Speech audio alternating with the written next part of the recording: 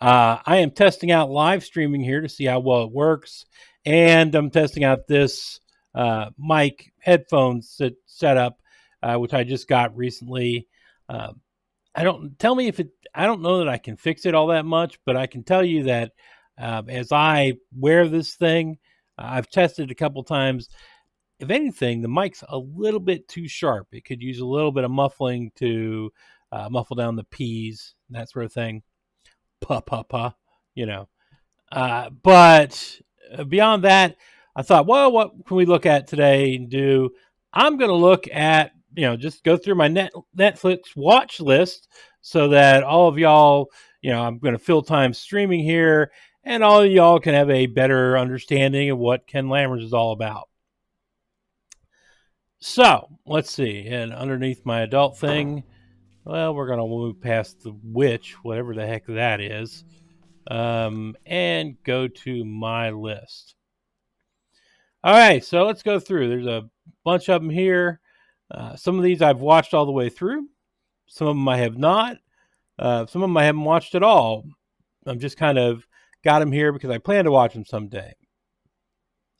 Here we go with The Harder They Fall. This has been pushed by Netflix a lot lately. Looks like it's a pretty good cowboy yarn. Now, obviously, they're playing it up. Oh, they're African Americans. I don't know if Idris doesn't matter. All sorts of attitude, all sorts of stuff. Yeah, there's been a long tradition of African American cowboy shows. You can go back and find them yourself if you want to go do that deep a hunt. But you don't expect reality, and you expect everybody to be out there. Showdowns, shoot downs, all that sort of stuff. Yeah, it's probably going to be a fun watch with a lot of attitude thrown in because, that's what you do in cowboy movies. Inspector Coup.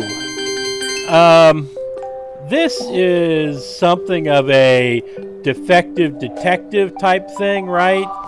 She is something like Monk, except, she's a little bit more effective when she gets out in the field. She's just nuts on her own, right? But she's an incredibly good detective in the field, and I've only watched one episode so far. Looks like they're setting it up so that there's going to be a long-term bad guy. Actually, she's not working for the police because, same thing like Monk, basically. She's just not mentally there. But she's working for an insurance company. So, she's working for somebody who works for an insurance company, and she is the bomb at finding all this stuff out, right? Cobra Kai. I've been wanting to watch this and planning to watch this ever since it popped up on YouTube. It was first a YouTube show, if you remember. And it looks like it's incredibly high quality, good stuff. I just never get to watching it. So it's out there. I plan on watching it someday. Designated Survivor, 60 Days. Now, yes, this is the Korean version of Designated Survivor. I know we had one in the United States that was, Kiefer Sutherland starred in. Well, this is the Korean version. And I got to tell you, in all honesty, I watched a little bit of the U.S. one, and I've watched this, about half the episodes of this, and I think this is better. I just think it's better. I commend it to anybody who wants to watch it. K2. This is a guy who is cast to bodyguard a politician's kid. Well, he doesn't start out tasked to bodyguard her, but he, as you see here, she's being chased. He accidentally bumps into her and eventually ends up being her bodyguard. And what goes on from there, I've made a few episodes in there. LA's Finest. This is kind of what, one of those guilty pleasure things. I can't say this is a great show, but the chemistry amongst folks is pretty good. It's just, I can't really recommend it, but I enjoy watching it. Hotel Del Luna. 아까같이 무서운 걸 계속 봐야 되는 Korean 건가? show. 아까 그건 네가 재수가 없어서 This 특별히 희망이 생긴 is 걸 본 거고. a hotel that's out there, right? And it's basically a mini purgatory, right? So you're a wandering spirit, hasn't been dragged down to hell by the evil demons, and you haven't been, elevated straight to heaven. So you're wandering the earth, and these people at this hotel take you in, and most of them are people who themselves are working off some of their purgatory, including the owner, I guess, the lady who owns it.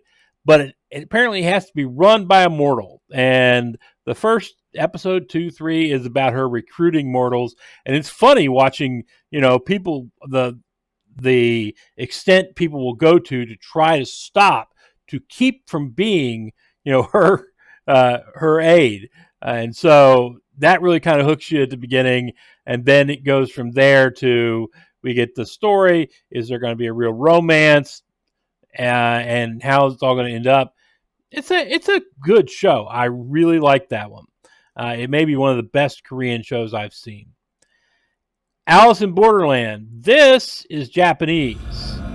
I guess it's Tokyo, but what happens here is various and sundry people who happen to be someplace where they're away from everybody else suddenly are transported to an entirely empty city, right? Again, I guess Tokyo. I can't remember off the top of my head. And they have to fight their way through these games to get tokens. And apparently at the end, something's supposed to happen with the tokens, and it ends up with infighting and gangs, and people are trying to kill them while they're trying to get through the games. Once you get past the initial setup, and you just accept the fact that they're there and there's in this empty city, it then becomes a really good show, right? This is a fairly typical Japanese show, as opposed to Squid Game, which was not typical Korean but felt a lot more Japanese. Well, I'll get to that in a bit. Uncanny Counter. This is Korean, and what they're talking, and there's a lady who, 1,000 years ago or something, she committed suicide on the holy tree right outside of town. She has been punished by being made to stay on the earth and try to calm the souls of living people. She has to do, if I recall, 100,000, and she's at like 999,990, and she's stalled out. And what they say counter there, what they're talking about is these pop-up play. Oh wait, I'm in the wrong movie. Okay. This is Uncanny Counter. That's Mystic Pop-Up Bar. Mystic Pop-Up Bar. Okay, going back. Yeah, she's banished. She's got to get all these souls saved. Help them with their problems in the moral world. She's kind of a selfish person, but she's gotten there 999,990, and she can't get the last 10 because modern people just don't share much about themselves, and she's just frustrated. What she's got running is she's got a pop-up bar, right? Apparently, a pop-up restaurant, really. And apparently this is something that, I don't know if it's a current thing. It happens a lot in Korea now, or just then, or something that's from timeliness, back in time. It's just a tent that pops up, and you put 3 or 4 or 5 tables in it and outside of it, and you set a bar up inside and you cook for people. Kind of a cool concept. Doubt you can get away with that in the States. But she's trying to get her last 10. She can't get there, and this one guy ends up walking in, and he has the ability, when he touches people, he's immortal. She's not. Obviously, she's paying for her sins, and she's got somebody who's a watcher there with her. But Immortal walks in, and this guy is cursed because anybody he touches feels obligated to confess their deepest, darkest secret to him. And she starts using him to get to her final solution, getting there. Ooh, that's a bad way to say it. She starts using him to get over the finish line, right? And it's the playthrough of all that. Uncanny Counter is another restaurant, right? This kid ends up going into a restaurant and it's a noodle bar or whatever. Apparently, they're all cooked noodles. Both these are Korean, by the way. And the people who work there are demon hunters, right? Because apparently demons come, they possess certain people, and you have to hunt them down. And he ends up being part of the demon hunting crew. It's a mediocre story, not bad, but after a while it started to break down. I thought, I haven't finished it. I have finished Mystic Pop-Up Bar. Recommend that. The Umbrella Academy, if you don't want to know what the Umbrella Academy is, it's basically what would happen if the X-Men went bad, right? If it went badly. And that's kind of where it runs through. Triad Princess. This is out of Taiwan. That young lady right there is the daughter of a triad boss. And she, she's not happy with the fact she's watched 24 hours a day and all that. And she decides to go off and get a job. I think bodyguard. She ends up being a bodyguard for some guy who's a star, I think, a movie star, TV star. And of course, hilarity goes forward. It is actually a fairly fun show. It's just fun to watch, right? Kind of left on a doggone cliffhanger, and I've been waiting for season 2 to pop back up, and it has not. I don't know if there's going to be a season 2, so I'm just waiting. Jin, this is, I'm not sure what version of Arabic they're speaking. They say Wayne, which means to me generally Levantine or maybe Gulf dialect. Not Egyptian, because they're not saying Aina. But I can understand these folks, which generally have a hard time understanding Levantine dialect. I don't know why. I just can't hear it well. And that's why this made it in here, because I plan on watching it someday just as a refresher for my Arabic, which, guys, I'm 25 years out of date now. I don't know if you can refresh it. But it looks like it might be a pretty decent story, too. It's a movie. They go to Petra, and one of them's killed by a genie, a djinn, and we get what goes from there. Office Girls. This is just a fun show, right? That lady right there is the lady who makes the office work, right? She shows up early. She works late. She's the one that knows where everything is that needs to be done and how to do all of it and all that. This guy here is the son of the owner of this huge monster store, right? And his dad says, you're going to go work at the store. And you ain't going to tell anybody who you are, and you're going to live in a regular apartment while you're working at the store, and you're going to live off the money you make working at the store. And he, of course, it ends up, they bump heads a lot and romance and all that. But it's just a lot of fun. The humor involved is well done. It's a well done show. It's light, but I liked it a lot. I watched the whole thing through, which is, a lot of these shows I don't make it to the end. Worst Witch. Okay, yeah, it's a kiddie show.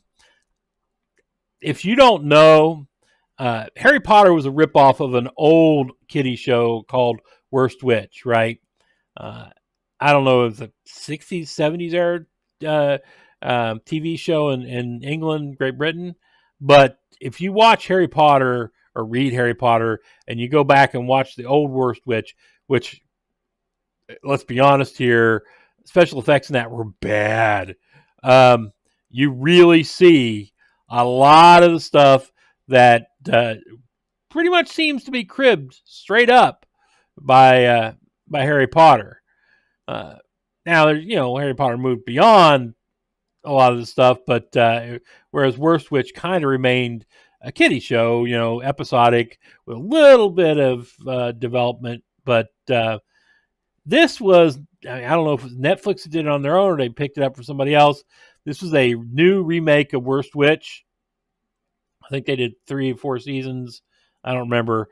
I mean, each show is kind of whatever minor terrible thing is going on at the moment, minor crisis, and they move on, and a little bit of growth and all this sort of stuff. I don't know how much, if Netflix is going to do another season of this. I don't know if Netflix will do what they did with the British show, which after they finished, they graduated from the high school or whatever, they went off to college. There was a college version of it. I don't know if Netflix plans on doing that either. This is actually fairly good. I mean, it would be something that would be fun to watch with your kids, right? Particularly your daughters, I think, because it's a girls' school. And that I care a lot. Plan on watching this someday. Have not watched it yet. Social worker or maybe a guardian ad litem type who gets herself appointed to people by the court so she can drain them dry, and she happens to find the wrong woman who's related to some serious bad people, and she then ends up having to pay the price for it. I don't know how it ends because I haven't watched it yet, but I suspect it's one of those things where you really don't have anybody to root for because they're all bad guys. So we'll see. One Punch Man. This, the ad they've got here, is got English, right? It's You're dubbed. A fast one. Who but are you? when I went to watch it, I got subtitles. Now that may be just me. Just I think that they I think that they default me to You're subtitles because I watch a lot of What things kind with of half-assed subtitles. backstory is that? Now, Mine's far superior. The- I was formed from the pollution man wrought upon the earth. I am Vaccine Man! okay, you have to take there's humor. There's humor to it. One Punch Man is so immensely overpowerful that everything he hits, it's over with one punch, right?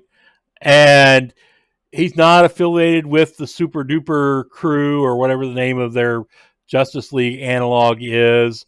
He's out there on his own just doing this stuff and whomping anything that's stupid enough to come near him. Eventually ends up joining the Super Duper crew, which of course is more like, the 8 than it is Justice League. And he ends up in there. He's low ranked. They don't think anything of him. And the reality is, of course, that he can pretty much whomp on anybody else who's in it. He's just that powerful. And it makes for a lot of humorous situations. It is a good show. One of the best animations I've ever watched. Delhi Crime. If you've not watched Delhi Crime, go watch it now. Yes, I know it's Indian, which means that it's about, 40% English and 60% a language you and I don't speak. I believe Hindi, but it is amazingly well done, right? Delhi Crime is a series about lady is raped and eventually ends up dead from the rape. So it's rape murder, and the woman who comes in to investigate it with her team has to deal with things like incompetent locals or locals that just don't give a hoot, guys that are out there smoking pot and stuff in uniform, and she and her crew have to move in, and they have to solve this and move around India with various problems in different locations in India and figure out the solution, figure out who did what, and prove it. It is a really, really good show. And I suggest it to anybody. If you're interested in police procedurals, this is really good at that. I mean, it really doesn't pull punches. You have to understand a little bit. It's going to be different because it's under an English system in India, but in general, this is one of the best shows I've seen in a long, long time. Lawless Lawyer. Okay, 이거 this 보이시나요? yut's here and this lady here are both lawyers, right? It's kind of a buddy comedy romance thing, right? With a serious dark side in the back end, right? Or not even the back end, pretty much from the beginning. This guy saw his mother killed, and he escaped. While he was escaping, the mother of the other the woman, who's also her mother, was being taken off to be killed just like he was, and she helps him escape. Right, he gets away. He ends up going off, and his uncle is a big time gangster in another city. He ends up coming up that way and becomes a lawyer.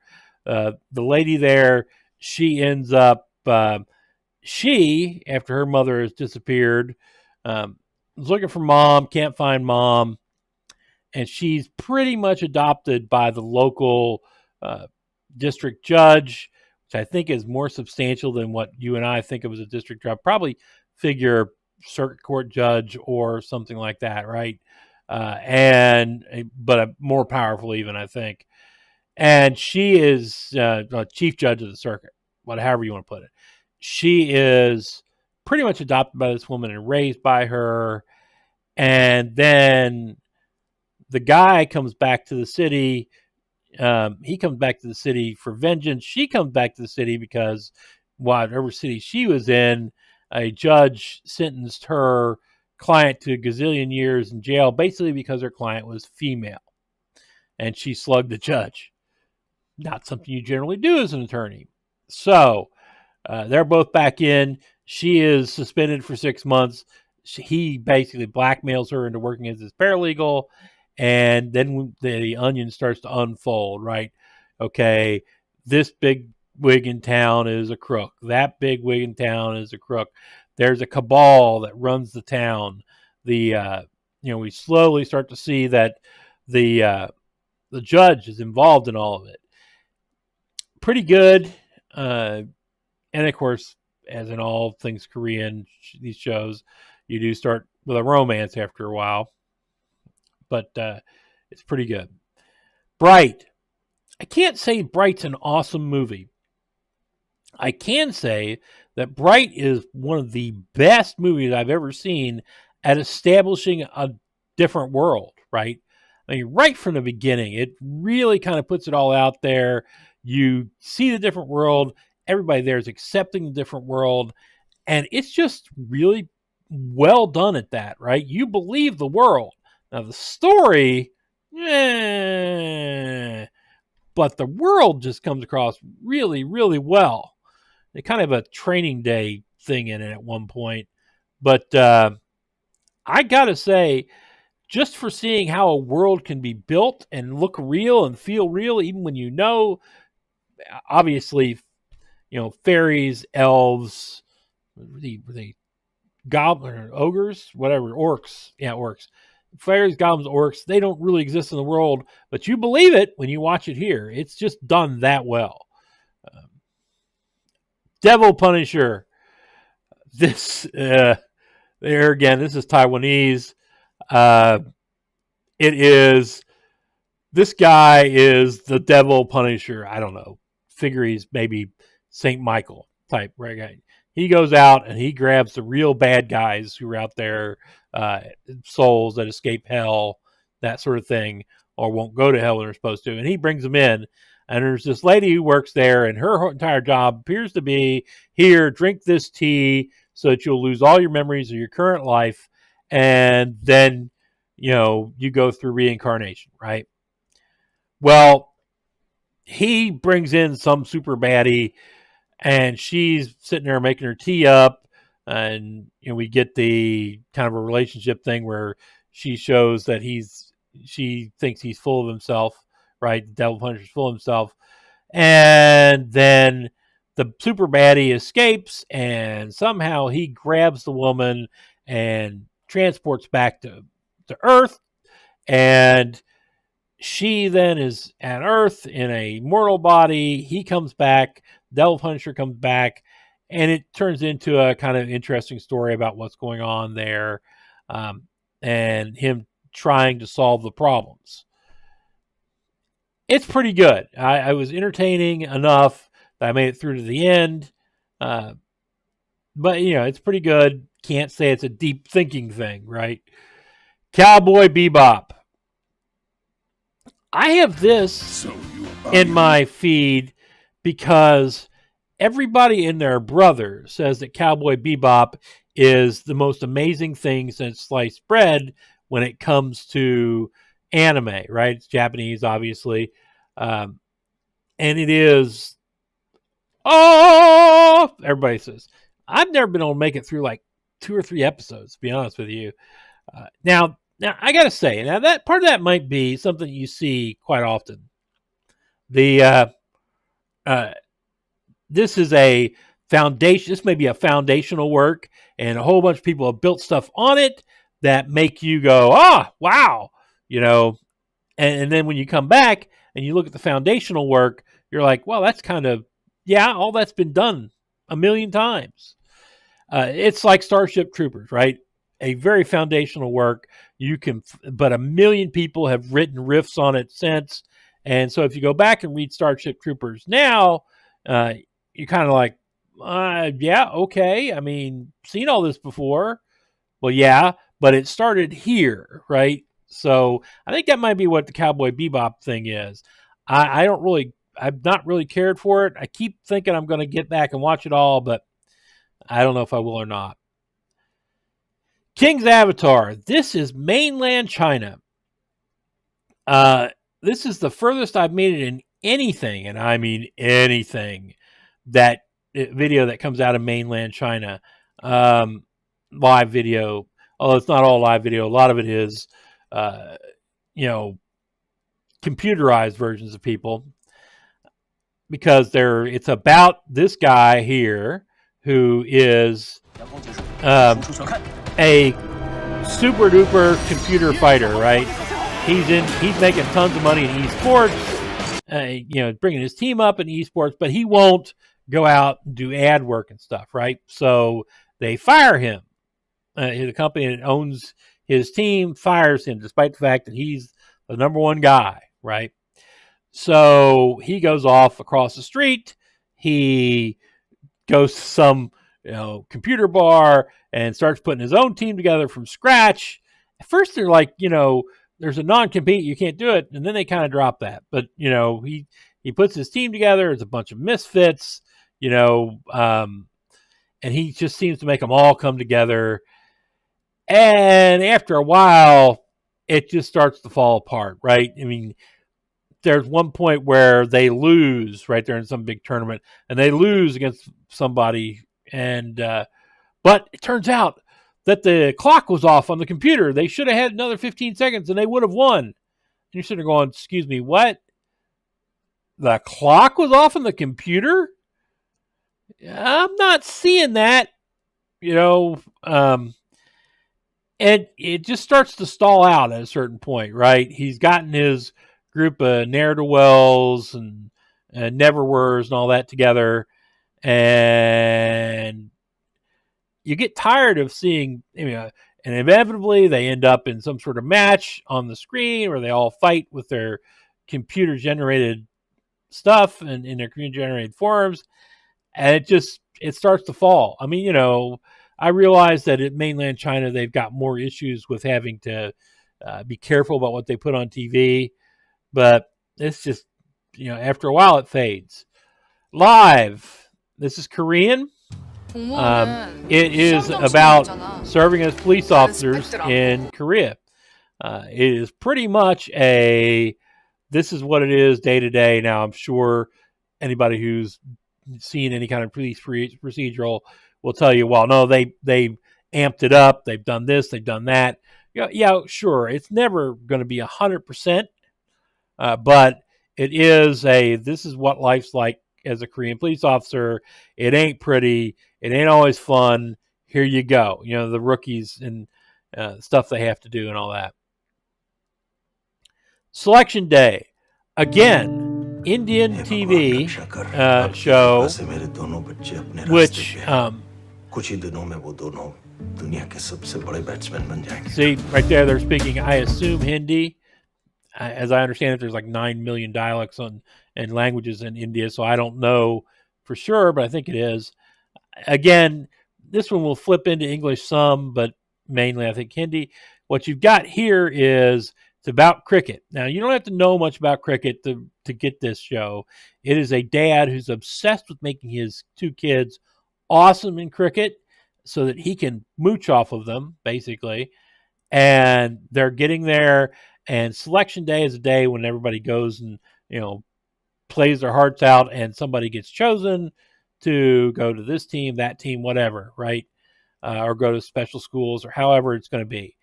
And it is about primarily one of these kids makes it, and how he makes it, and how dad almost destroys him. And it is a case study in parental obsession, trying to make a kid awesome in a sport, and what goes on around that. Really well done series.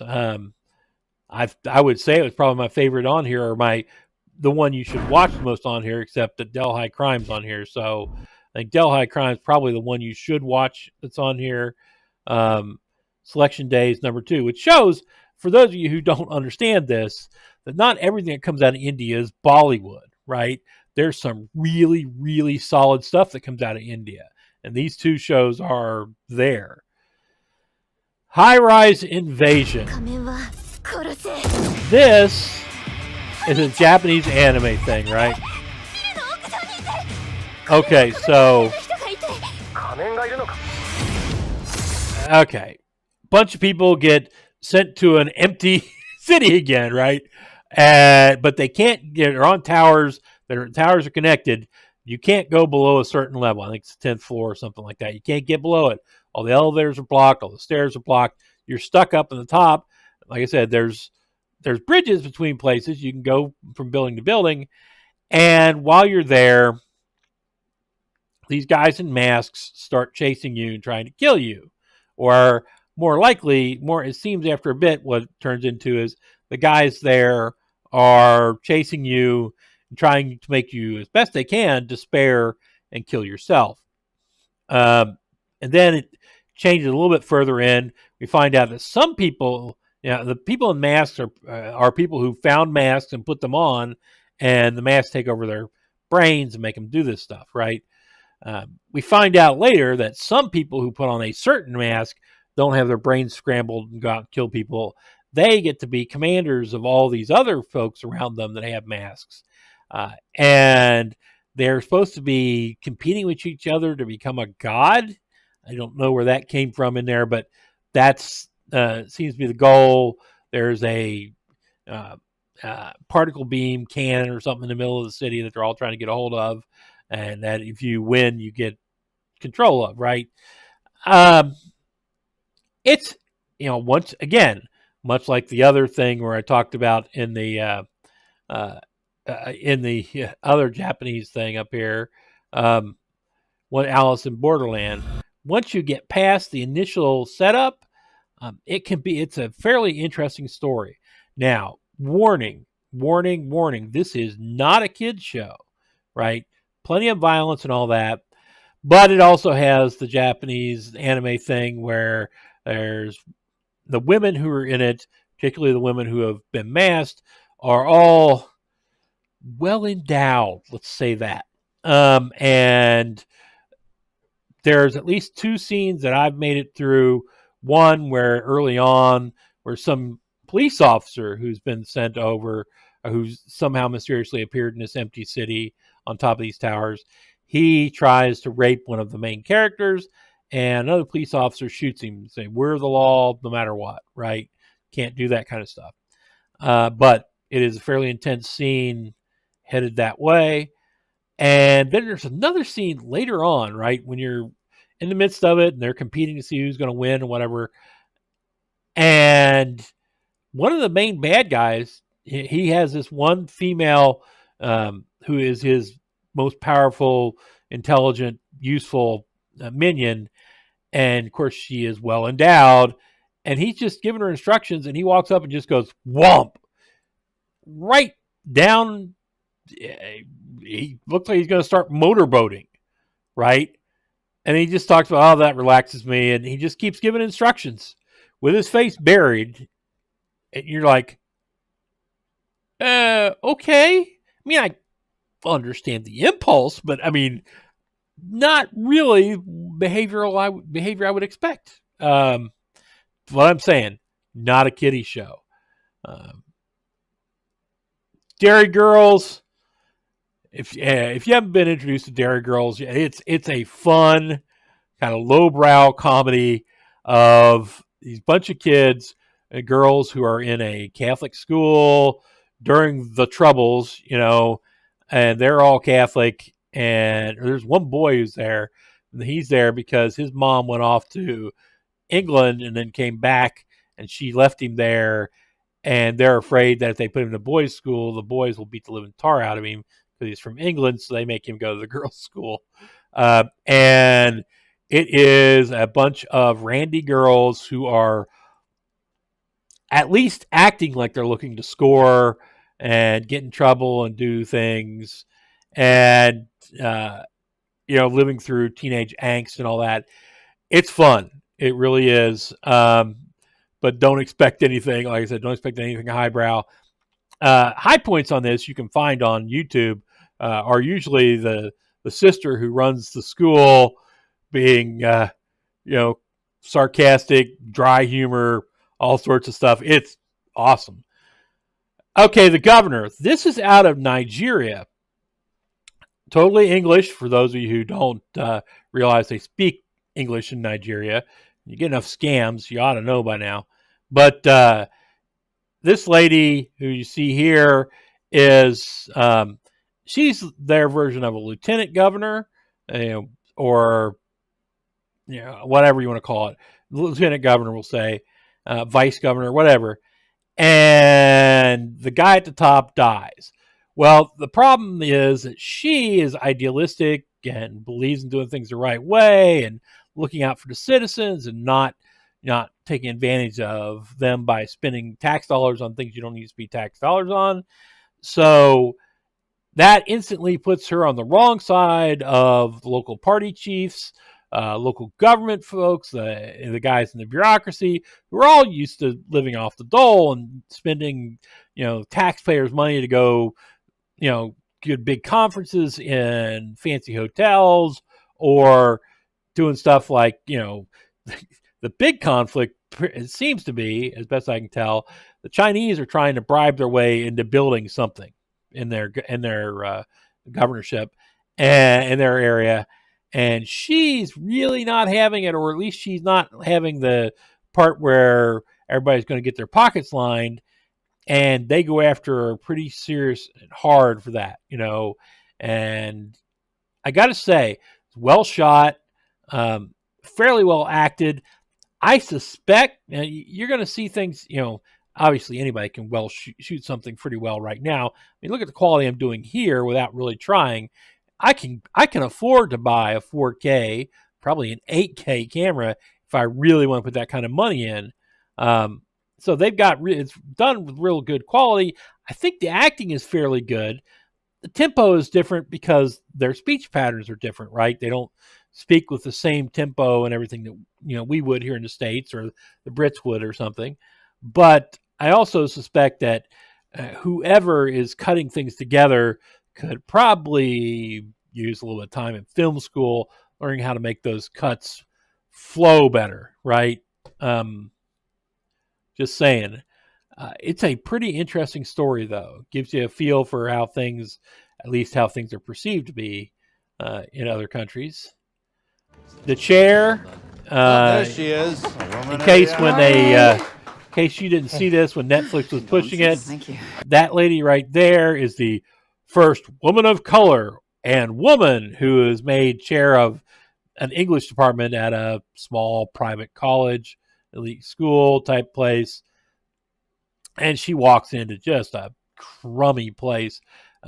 She's got disengaged professors that are so old that they just can't actually reach the students at all. She's got young professors who are, like I say, disengaged or are teaching at just such a shallow level it's not worth it. Although they don't really raise that as too much of an issue. And she's, it's not making money. The college wants to get rid of some of these older folks who don't want to retire, and so she's got to work through all these minefields. And in particular, what happens is one of the guy who she's kind of having a romance with, who is in her department, he is supposedly an awesome professor, right? Except he won't do it. He's burned out. He doesn't care. Well, she gets him flipped around, so he's going to start teaching well again. The very first time he goes in to teach well, he says something like, "Well, you've got a range here from communists to fascists." And when he says fascists, he does he clicks his feet together, puts his arms up and hand up in the air, and does the thing where he covers his mouth to imitate Hitler, right? Of course, this being the modern world, kids videotape that. They take it out of context. It causes a massive problem, right? And she's trying to deal with it. It kind of shows the kind of things that goes on in the modern world. When you're at these sort of places where all you can do is apologize and absquiesce. I can't say that word. Apologize, bow, and kowtow, because you're not making money, so you can't afford, and you're not that much of a demand, so you can't afford to tell the students to go be adults, grow up, right? So you have to kowtow to them. And how do you do that? How do you make it work? And it's pretty interesting. Well, it's interesting enough to watch. And I think I made it to about halfway before I kind of petered down that. Plan on finishing it someday. Jupiter's Legacy. I don't know if I'll ever finish this. It is Superman and the other superheroes of this world are getting old. Their kids really don't care. They're not going to, their kids aren't going to live up to the code where you don't kill. One of them does kill at a certain point, although it turns out to be a clone or some such thing. And that starts a chain of events. It was well shot, really well acted. I got to say that. Concerned, I think, a lot more with, atmosphere than a really strong story.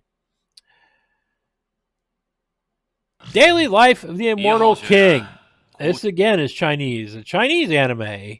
I made it a little bit into this. I don't know if I'll finish it or not, but the idea behind this one is that this one kid is born. He is a super duper powerful promised one, whatever, and he's been trying to play it down ever since, right?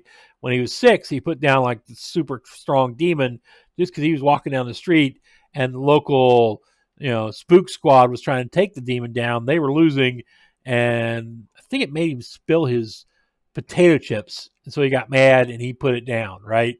And ever since, his parents have been trying to do everything they can to reduce his powers so that he doesn't stick out.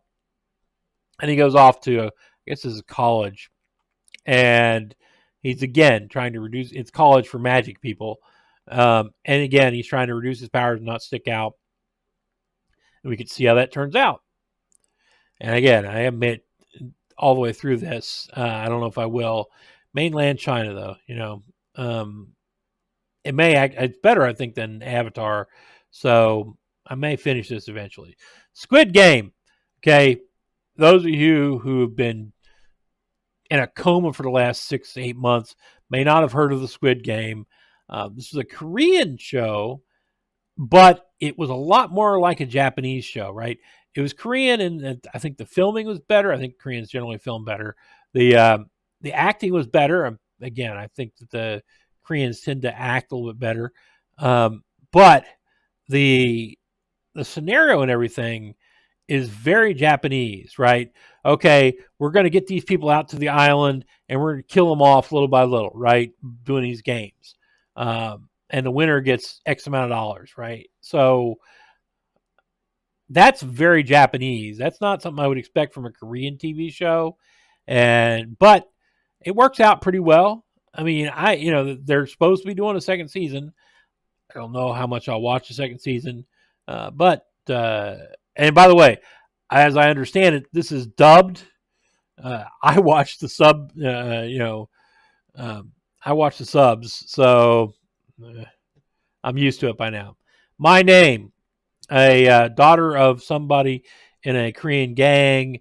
He's killed while she's watching from the other side of a doorway that's locked.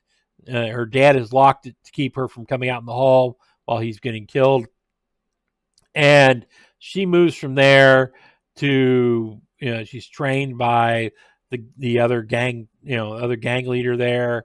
Who that's not working out too well. So what happens is he gives her a new identity and has her join the police, right? So she's in the police and, well, she's trying to figure out who killed her dad, and it works from there.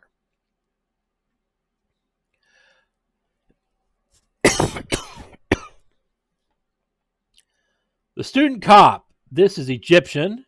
Oh, by the way, My Name's Korean. Student Cop, this is Egyptian.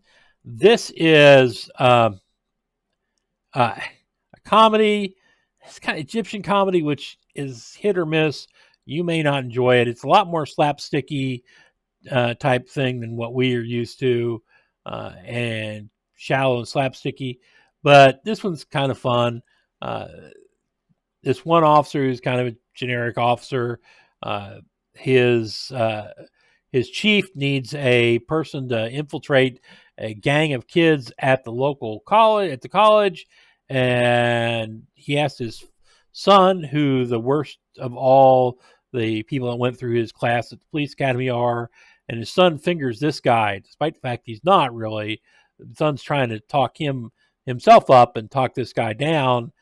And it turns out the chief is looking for somebody who is, not a great guy, because he wants to put somebody in who knows the bad side of the world.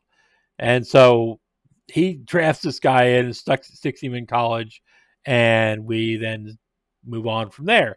Like I say, a lot of slapsticky type stuff. Make your call whether you want to see it yourself. Mob Psycho 100.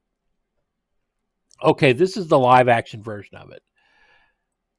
The anime of this, obviously this is Japanese. The anime of this was humorous. It was kind of offbeat. Well, not kind of. It was very offbeat. And I really, really liked the anime. I doubt I'm going to finish Mob Psycho 100 on Netflix on live action. I'll tell you, I mean, the general idea is that Mob Psycho 100, Mob, who's the guy we're talking about, main character, has just incredible telekinesis powers and the ability to banish pretty much any spirit that's on the earth. So Mob generally doesn't want to use these powers. He's a good guy. He's backward socially, very backward socially, and he doesn't really get the world, and he's trying to make his way through it and be a good guy, but things just keep going on. And during the cartoons, they would count up to 100. Because when he got to 100, he blew his stack. And when he blew his stack, it was on. Whoever happened to be there got it. And the full thing, telekinesis and everything. And it was fun to watch, right? Well, not so much in live action. Streets of Fire. If you don't know what Streets of Fire are, where have you been for the last, 40 years? This has all sorts of attitude and all sorts of, and a couple really good songs at the beginning and end, and William Dafoe and all that sorts of. It's just a fun, kind of a guilty conceit, folks. Cowboy Bebop, the live action series. Of the dozen of my men. Now I gotta say, this got incredibly bad reviews from critics. I liked it, right? The characters in it were played well. The three main characters were played well. Yes, I know there were issues with the lady in it. I can't remember her name, either the character or her, the real name. And, she doesn't look like the one in the thing, in the show, in the anime. Well, she looked close enough. She did a good job at playing it with the attitude and everything. She made a huge mistake when she got on and just made fun of the fanboys. You can't do that. You just can't. In the modern times, you can't alienate your fan base, right? Well, she did, and so every single one of the super anime fanboys who loved Cowboy Bebop, the anime, just trashed this and told everybody in the world it sucked and it was terrible. And I gotta say, I don't think so. I think it was actually very watchable. I liked it, and I thought everybody was playing it pretty well and did a good job in it. And of course, not getting a season 2 because factors. Man to Man, another Korean show. This one's about a secret agent who has to pretend to be a bodyguard for a movie star, an action movie star, because he's trying to get a hold of certain items to prove certain things, right? Your MacGuffin. It's pretty good. There's a lot of fun moments in it. It starts to flag towards the end because they just haven't got anywhere to go with it after a while. But I made it all the way to the end. Really enjoyed it. It was a fun show. Fate, the Winx Saga. This is one of the 9,987,762 movies, shows, etc. about coming of age at school when you have magical powers, right?